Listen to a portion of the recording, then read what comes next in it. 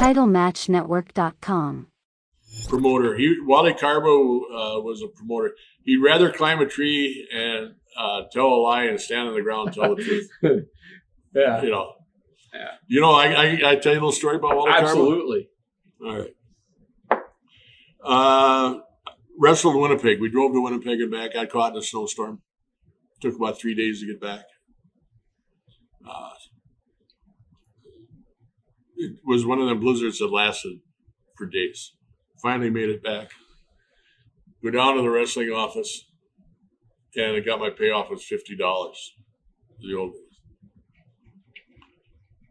days. Wally, what the hell? I said, you're in the wrestling office, got 2 girlfriends up here, and you're eating shrimp and champagne. I'm on the road from Winnipeg, 3-day blizzard, stuck in the snow, and you pay me $50. Put his glasses down on his nose, and he says, Larry, do you know that it's raining in Miami? I said, what the hell has that got to do with anything? That was his Wally Carbo answer. He didn't care. You get the picture. Yeah. He jumped right to another whole part of the world because it was raining in Miami. And it was still anyway. But I like the guy. I borrowed his duck boat and I run it into he had a 2-pointed duck boat, and I run it into some ice, and then I took it back to his lake place, and I sawed it in half, and then I put half of it on this side of the driveway, and half on this side, like an entryway. He called me up and he said, what did you do to me? So there was things like that. But I liked Wally. Sounds like you had a good time with him. I had a good time. Wally was a funny guy. Yeah. Memories of Nick Bockwinkel. Nick and I and Ray Stevens I'm in the real estate business. I'm still in the real estate and auction business. But we started an investment company, and we kind of let Nick, you ask what Nick how to time it is, he tell you how to build a watch. And you ever tell the story that he didn't told about him when he was a guard at the prison? Mm-mm. Well, he was a guard at the prison, Bockwinkel, and he's always boring. You ask him something, he keeps talking and talking and talking and talking.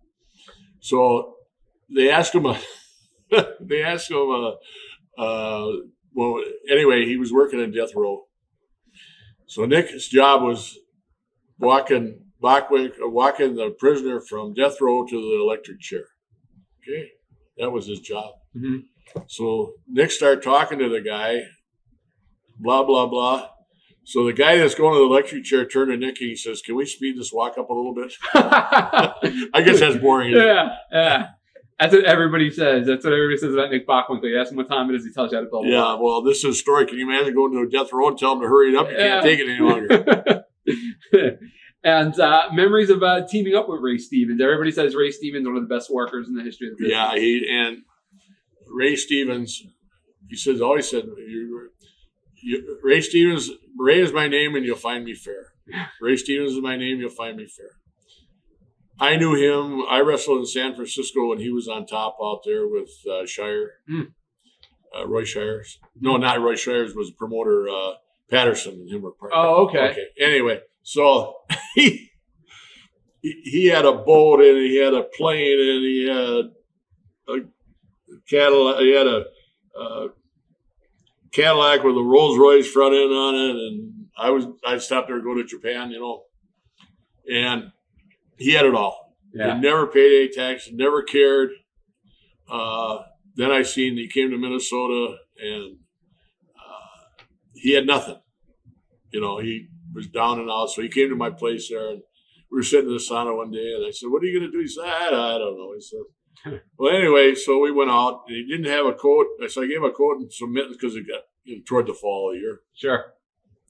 So we went to this bar and we started having a few drinks. I haven't drank in 16 years, but I was drinking at that time, beer and the rest. So he needed some money because he wanted to, everybody knew him, and I said, well, here's, so anyway, he borrowed $50 from me. You know what he did with the $50? What's that? Well, he bought a round for the house.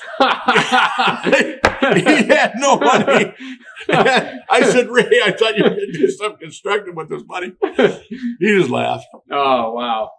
Was he as great a worker as they say? Yeah, he was good. He was smooth. He was slick, and good athlete. He did I don't know if a lot of people know this though, but he was in the rodeo. He did steer wrestling, and he had belts and stuff for. Wow! No. In San Jose and California and the Cow Palace.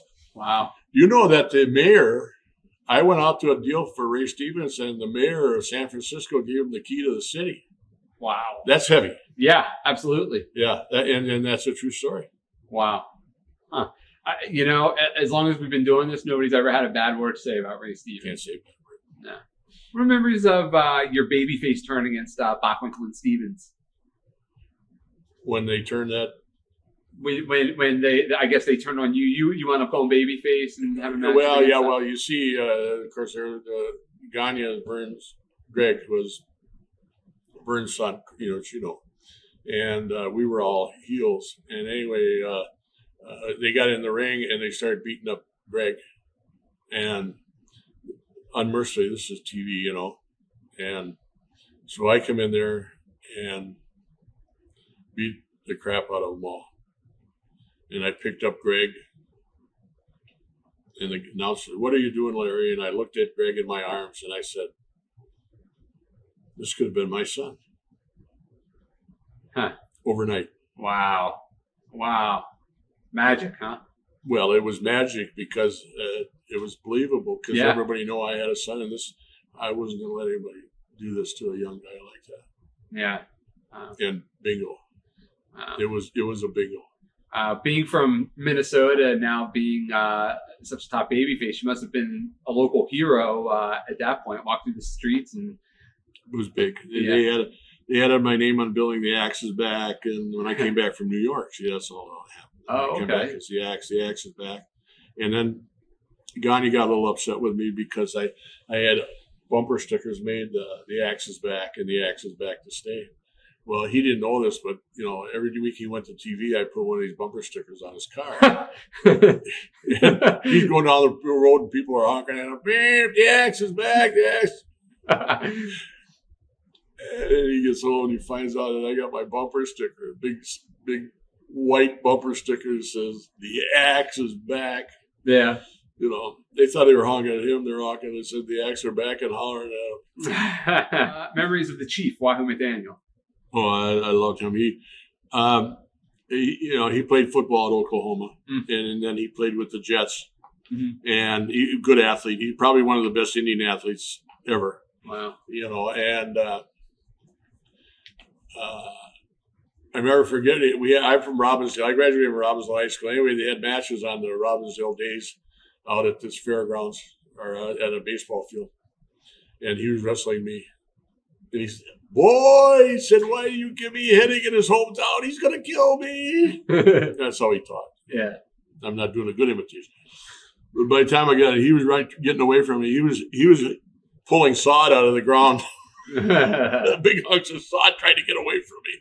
I said, "Boy, you ain't coming into my town. You're going to flatten me around." He went to Wally Carwell. He said, "Don't you ever put me in a match in Larry's hometown." Chris Markoff. Boring. It was boring for me. Watching a kick.